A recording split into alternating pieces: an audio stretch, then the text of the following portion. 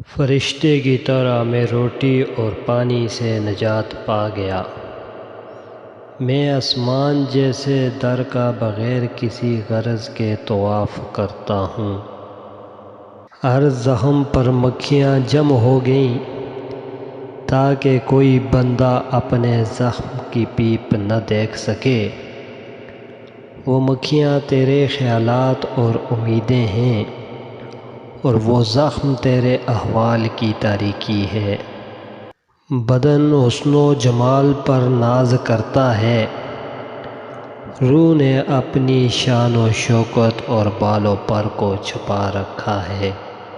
اگر تو پرندوں کی بولی بولے تو پرندوں کے دل سے کب واقف ہو سکتا ہے؟ اگر تو بلبل کی چہچہٹ بھی سیکھ لے تو کون جانتا ہے کہ وہ پھول سے کہاں گفتگو کرتی ہے؟ اس کار سارے زندگی میں ہر بندہ دوسروں کے عیبوں پر نگاہ جمائے رکھتا ہے۔ اے بے وقوف انسان، کبھی اپنے گریبان میں جھانک اور اپنے عیبوں پر غور کر، تجھے اپنا اندر دوسروں سے زیادہ داغدار ملے گا۔ عقل مند اور عاقل انسان تکبر اور مستی اپنے دماغ سے نکال دیتا ہے جب وہ فرعونوں اور قوم عاد کا قصہ سنتا ہے۔ اللہ کا شکر ہے کہ اس نے ہمیں بعد کے لوگوں میں پیدا کیا اور ہم نے ان سزاؤں کے بارے میں سن لیا جو ہم سے پہلے لوگوں کو دی گئی۔ ضد کو خوب واضح کرتی ہے، سرکہ کے مقابلے میں شہد واضح ہو جاتا ہے۔ نہر کا پانی اپنے گوبر کو خود صاف نہیں کر سکتا، انسان کا علم نفس کی جہالت کو صاف نہیں کر سکتا۔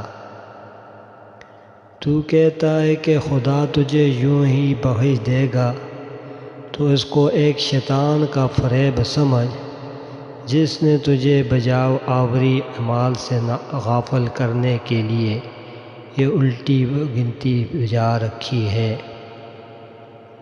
جب تک اپنے عیب زائل نہ ہو جائیں، دوسروں کے عیب پر انگلی اٹھانا ناانصافی ہے۔